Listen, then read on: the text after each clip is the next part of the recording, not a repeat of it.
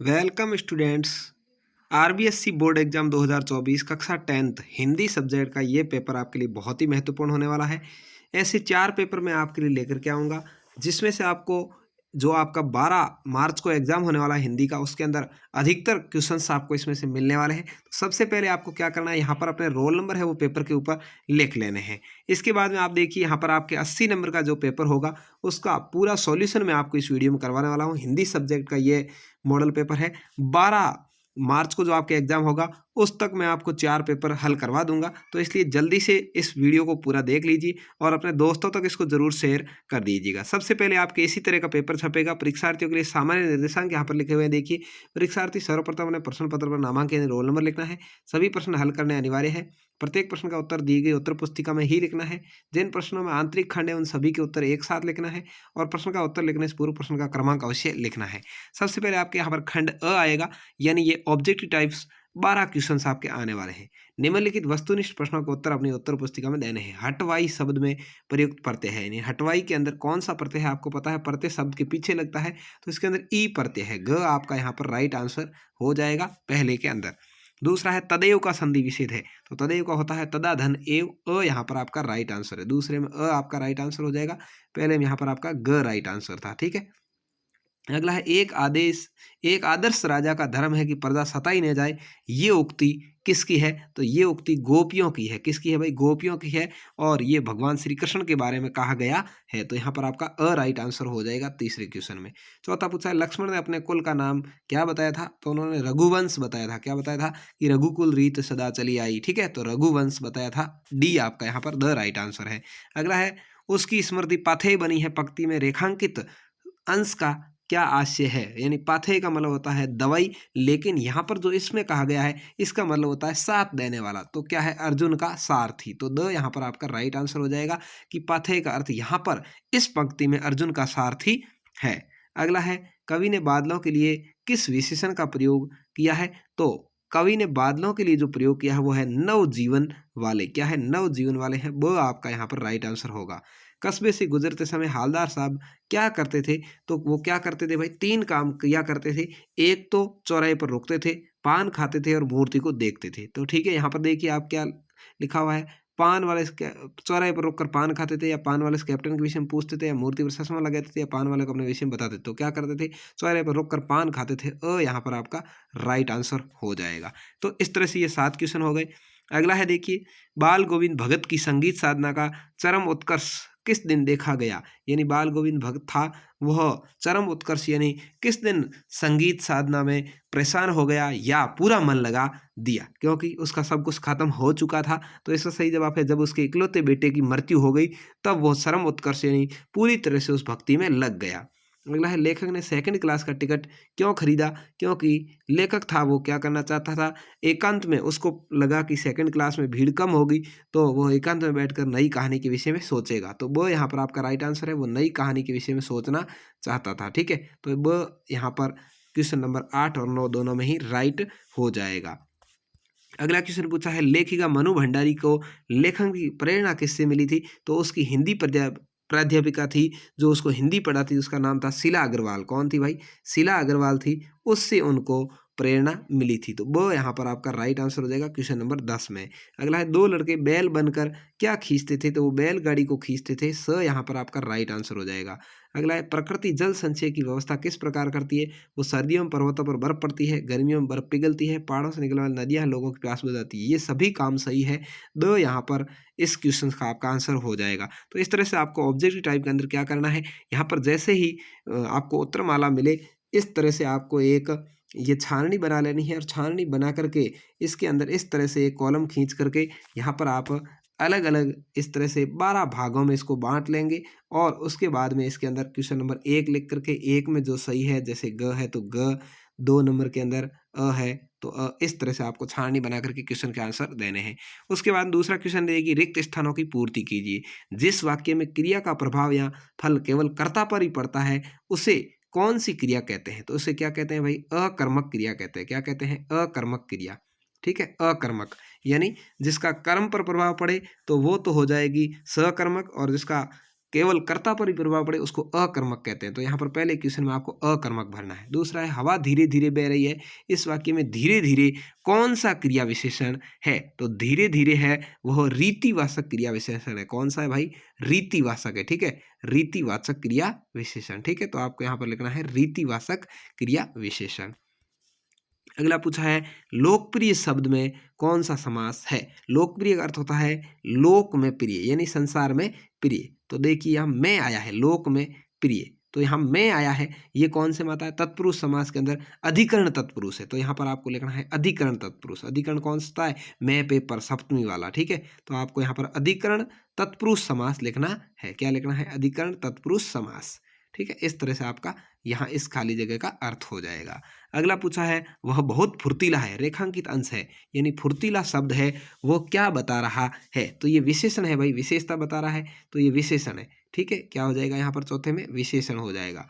अगला पूछा है ये बहुवचन सर्वनाम का एक वचन क्या होगा? बहुत सारे लोग होते हैं तो उसको कहते हैं ये, और एक होता है उसको कहते हैं यह, तो इसका एक वचन क्या हो जाएगा? यह हो जाएगा। तो आपको यहाँ पर यह भरना है। अगला है उपसर्ग शब्द के पूर्व लगकर उसके किसको बदल देते हैं? अर्थ को बदल देते हैं। ठीक है ना, अर्थ को बदल देते हैं, तो यहाँ पर आपको अर्थ लिखना है।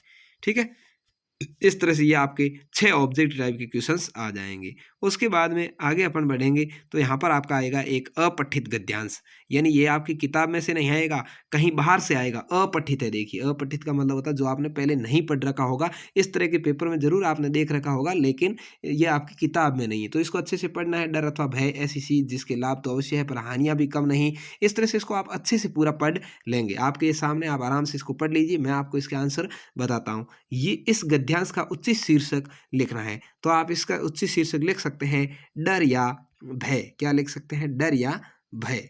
ठीक है, या भय के लाभ या हानियां, ऐसे भी लिख सकते हैं। आपको जो भी ठीक लगे वो लिखेंगे, इसका कोई फिक्स उत्तर नहीं होता। ठीक है, दूसरा पूछा है भय से मनुष्य को क्या लाभ होता है? तो भय से क्या करता है भाई? वो यहाँ पर लिखा है, देखिए साथ ही उसे बुरा काम करने में भी नहीं, इसके साथ अक्सर इसी डर के कारण बहुत से लोग ठीक से काम नहीं करते। उन्हें सदा यही डर रहता है उसके लिए काम कोई बुरा ना हो जाए। देखा जाए तो हर काम में दो राय होती है, और यहाँ पर क्या होगा? वो बुरा काम नहीं करेगा। देखिए वह बुरा बुरा काम करने से हिचकिचाएगा, तो भय की वजह से उसको क्या लाभ होता है कि वो बुरा काम करने से डरता है या हिचकिचाता है, गलत काम करने से हिचकिचाता है। ये आपको यहाँ से उत्तर लिखना है। इसको हूब टू हूब भी आप लिख सकते हैं, या आप थोड़े से अच्छे से पढ़ सके हैं और आपको अच्छे से लिखना आता है, तो आप भय से मनुष्य क्या लाभ है, ये लाइन नहीं लिख करके ये लिखेंगे कि बुरा काम करने से उसको रोकता है। भय है जो बुरा काम करने से मनुष्य को रोकता है, ऐसे लिखना है। तो तीसरा है भय से मनुष्य को किस प्रकार हानि होती है? तो देखिए यहाँ पर वे लोग ठीक से काम नहीं कर पाते, क्या है? डर के कारण। तो आपको लिखना है कि मनुष्य भय के कारण कई काम ढंग से नहीं कर पाता है, ठीक से नहीं कर पाता है। इस तरह से आपको तीसरे का उत्तर लिखना है। अगला है और जिनको कुछ भी नहीं आए तो यही यही लिख सकते हैं, इसी डर के कारण बहुत से लोग ठीक से काम नहीं कर पाते, ये भी लिख सकते हैं आप तीसरे का। और किसी को ढंग से लिखना आता है तो मैं बता रहा हूँ वैसे लिखना है। अपने काम के विषय में मनुष्य को क्या डर लगता है? देखिए उन्हें सदा यही डर रहता है कि कोई उसको बुरा न कह दे। ठीक है, कोई उसके काम को बुरा नहीं कह दे। तो यहाँ पर से ये आपको हूब टू हूब लिख देना है कि मनुष्य को यही डर रहता है कि कोई उसके काम को बुरा नहीं कह दे। ये चौथे का आपका आंसर हो जाएगा, क्वेश्चन नंबर 4 का।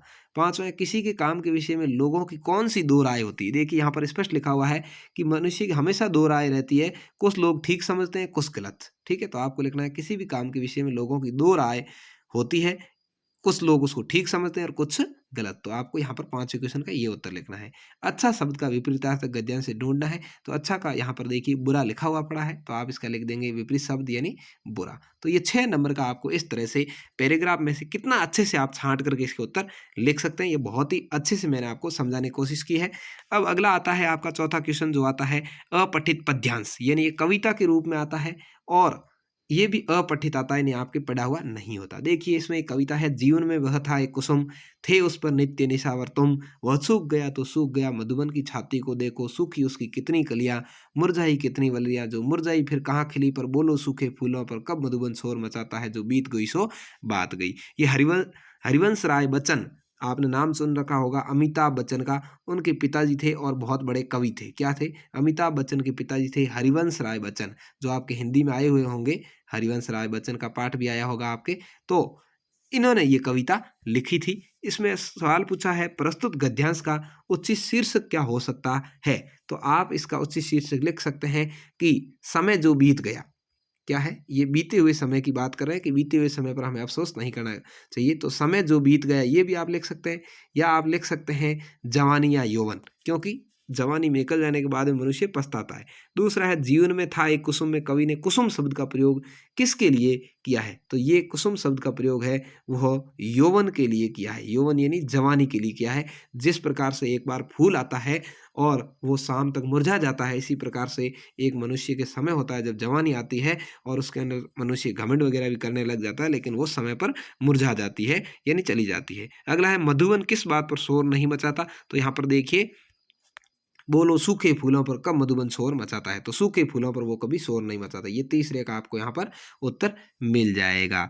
अगला क्वेश्चन यहाँ पर इसने पूछा है जो बीत गई सो बात गई कहकर कवि ने क्या संदेश दिया है। कवि यही कहना चाहता है कि जो बात बीत गई है उस पर अब पछताना नहीं चाहिए, पछताप नहीं करना चाहिए। ठीक है, तो इस काव्यांश में किस शैली का प्रयोग हुआ है। तो इसके अंदर गीति शैली का प्रयोग किया गया है, यानी गीत के माध्यम से बताया गया है, गीति शैली का प्रयोग हुआ है। आपको लिखना है गीति शैली का प्रयोग। थे उस पर नित्य निशावर्तों में कौन सा अलंकार है। तो इसके अंदर उत्प्रेक्ष अलंकार है। कौन सा है भाई, उत्प्रेक्ष अलंकार है। इस तरह से आपको यहाँ पर ये 6 क्वेश्चन करने हैं। तो इस तरह से ये आपका खंड अ आएगा, जिसमें 12 नंबर के ऑब्जेक्टिव टाइप क्वेश्चंस, 6 नंबर के रिक्त स्थान, 6 नंबर का अपठित गद्यांश और 6 नंबर का पद्यांश, यानी 18 और 12 30 नंबर का हिंदी का ये पार्ट बहुत ही आसान आपके लिए आने वाला है। उसके बाद में खंड ब यहाँ पर आया। देखिए मैं यहाँ पर आपको बेस्ट क्वेश्चन दिखाऊंगा जिसको आपको अच्छे से पढ़ना है। देखिए भदत आनंद कौशल्यायन के अनुसार मानव संस्कृति क्या है, 2 नंबर का क्वेश्चन है। आपको इसका उत्तर अच्छे से अपनी किताब खोल करके पढ़ना है। ये सभी आपकी किताबों में से आए हैं, जो किताबों में से नहीं थे या ऑब्जेक्ट टाइप थे वो मैंने आपको समझा दिया है। इसलिए ज़्यादा आपके एग्जाम में मैं समय बर्बाद नहीं करूँगा, क्योंकि ये वीडियो यदि पूरे उत्तर मैं आपको बताऊँ 3 से 4 घंटे का होगा। ठीक है, लेकिन मैं आपको इनके सवाल बताऊंगा और जो उत्तर बताने लायक थे वो मैंने बता दिए। बिस्मिल्लाह खां को संगीत की आरंभिक प्रेरणा किससे मिली थी, 2 नंबर का क्वेश्चन है, आप किताब में से ढूंढ के लिखें। फसल शीर्षक कविता में कवि क्या संदेश देना चाहता है। ये सभी very very most important question है, आप जरूर याद कर लें। अपने दोस्तों के साथ इस वीडियो को जरूर शेयर करिएगा, जिससे कि आपके दोस्त भी इस पेपर का लाभ उठा सकें। देखो यह गागर रीति, गागर रीति से कवि का क्या अभिप्राय है, 2 नंबर का क्वेश्चन आएगा। माता का आंचल पाठ के आधार पर तत्कालीन और आज के बच्चों के मनोविज्ञान में अंतर स्पष्ट करना, 2 नंबर का क्वेश्चन आएगा। तिस्ता नदी के किनारे के बिखरे पत्थरों पर बैठकर लेखक के मन में एक नया बांध बोध जागृत हो रहा था, ये नया बोध क्या है, 2 नंबर का क्वेश्चन है। हाथ धोकर पीछे पड़ना, मुहावरे का अर्थ और वाक्य में प्रयोग करना है। हाथ धोकर पीछे पड़ने का मतलब है बहुत ज्यादा परेशान करना, इसका आप वाक्य में प्रयोग कुछ भी लिख सकते हैं। आगे है खंड स। यहाँ पर देखिए खंड स के अंदर भी आपका क्या होगा, इस बार पठित गद्यांश आएगा और ये अथवा में आएगा, किताब में से आएगा। आप चाहे तो दोनों में से किसी का भी इस गद्यांश को अच्छे से आप पढ़ेंगे, इन 4 क्वेश्चंस के आंसर दे सकते हैं। अथवा आप चाहें तो ये गद्यांश पढ़ करके जो यहाँ नीचे 4 क्वेश्चंस आए हैं मैं आपको अच्छे से दिखा देता हूँ, आप स्क्रीनशॉट लेकर या वीडियो देखकर इसको कर सकते हैं। और यहाँ पर ये जो 4 क्वेश्चन आए इनके आंसर आप इसमें से दे सकते हैं। दोनों में से कोई एक आपको करना है। ये अथवा में इसलिए मैंने हल नहीं करवाया क्योंकि जो भी आपको ठीक लगे वो आप करिएगा। दोनों को अच्छे से पढ़ लीजिए, परीक्षा में आ सकता है। अगला आता है प्रस्तुत पठित पद्यांश, ये भी आपकी किताब में से आता है, 4 नंबर का। हरी है राजनीति पढ़ी आए, इसको आप पढ़ करके इन 4 क्वेश्चंस के आंसर दे सकते हैं, या नीचे जो ये दिया हुआ है इसको पढ़ करके इन 4 क्वेश्चंस के आंसर दे सकते हैं। इन 4 के आंसर आपको ऊपर जो पढ़ा था उसमें से देने हैं। उसके बाद में आपके क्वेश्चन आने शुरू हो जाते हैं, फिर से किताब में से ये क्वेश्चन आते हैं। 3-3 नंबर के क्वेश्चन है, अथवा में है, दोनों में से कोई एक आपको करना है। लेखन हुई अंदाज पाठ के आधार पर लेखक ने यात्रा के लिए 2nd क्लास का टिकट क्यों खरीदा था, ये बात आप लिख सकते हैं। या लेखक मनु भंडारी का अपने पिता से वैचारिक टकराहट को आप लिख सकते हैं, 3 नंबर का, दोनों में से कोई एक करना है। कवि जयशंकर प्रसाद की आत्मकथा लिखने से क्यों बचना चाहता है, 3 नंबर का। अथवा संगतकार कविता का प्रतिपाद्य, दोनों में से कोई एक आपको करना है। राम वृक्ष बैनीपुरी के कर्तृत्व और व्यक्तित्व के विषय में लिख सकते हैं, या नागार्जुन के कर्तृत्व। कवि 4-5 है, उनको आप जरूर याद कर लें, उसमें से 4 नंबर का क्वेश्चन जरूर आता है। बच्चे बचपन में निर्दोष निर्भय और मस्त होते हैं, उन्हें परिणाम की चिंता नहीं होती। माता का आंचल पाठ के आधार पर इस कथन को स्पष्ट करना है। अथवा आज की पीढ़ी द्वारा प्रकृति के साथ किस तरह का खिलवाड़ किया जा रहा है, उसे रोकने में आपकी क्या भूमिका होनी चाहिए, 4 नंबर का क्वेश्चन आपको ये वाला करना है। 18वां है निम्नलिखित विषयों में किसी एक विषय पर आपको 300 शब्दों में निबंध लिखना है, यानी कम से कम 2 पेज जरूर भरने हैं, 2 से 3 पेज। बढ़ती महंगाई पर आप लिख सकते हैं, या वृक्षों का महत्व, या समय का सदुपयोग, या योगासन, स्वास्थ्य की कुंजी। 4 आए हैं, 6 नंबर का है, कोई भी एक पर आपको लिखना है, द बेस्ट लिखना है, कम से कम 2 ढाई पेज जरूर भरने हैं, जिससे आपको 6 में से 6 नंबर मिल सकें। 19वां है, अपने विद्यालय की शारीरिक रूप से चुनौतीपूर्ण यानी अक्षम या दिव्यांग विद्यार्थियों की आवश्यकताओं को ध्यान में रखते हुए विद्यालय परिसरों कक्षाओं में विशेष सुविधाओं की उपलब्धता के लिए विद्यालय प्रबंध समिति के अध्यक्ष को पत्र लिखना है, अथवा आप चाहें तो सामाजिक सेवा कार्यक्रम के अंतर्गत किसी गांव में सफाई अभियान के अनुभवों को उल्लेख करते अपने मित्र को पत्र लिख सकते हैं। ये 4 नंबर का आपके पत्र आता है, इसको आप जरूर लिखना सीख लीजिएगा। और अगला आता है, आप सामाजिक हित संगठन के कार्यकर्ता, ये संगठन धूम्रपान से होने वाले हानि सबको जागृत करना चाहता है, इस संस्था के लिए एक विज्ञापन तैयार करना है, अथवा जल संरक्षण को प्रेरित करने वाला विज्ञापन। 4 नंबर का ये है। तो इस तरह से आपके ये हिंदी का पेपर आता है। उम्मीद है आपको पेपर पसंद आया होगा। मैंने इसको अच्छा सॉल्यूशन करवाने का प्रयास किया। जो आपकी किताब में से क्वेश्चन है उनको मैंने आपके लिए छोड़ दिया है कि आप इनको अच्छे से पढ़ लें। तो चैनल आपको पसंद आएगा, जरूर सब्सक्राइब कर लीजिएगा। आपका अपना चैनल है। जो जो अपनी माँ और पापा से प्यार करता है वो चैनल को सब्सक्राइब करने के साथ साथ वीडियो को अपने दोस्तों तक जरूर शेयर करेगा। व्हाट्सएप स्टेटस, फेसबुक और आपके टेलीग्राम वगैरह जो भी ग्रुप है उनमें जरूर शेयर करिएगा। ऐसे ही पेपर मैं आपके लिए लेकर के आता रहूँगा। जो पढ़ते रहिए। Best of luck. जय हिंद। वंदे मातरम।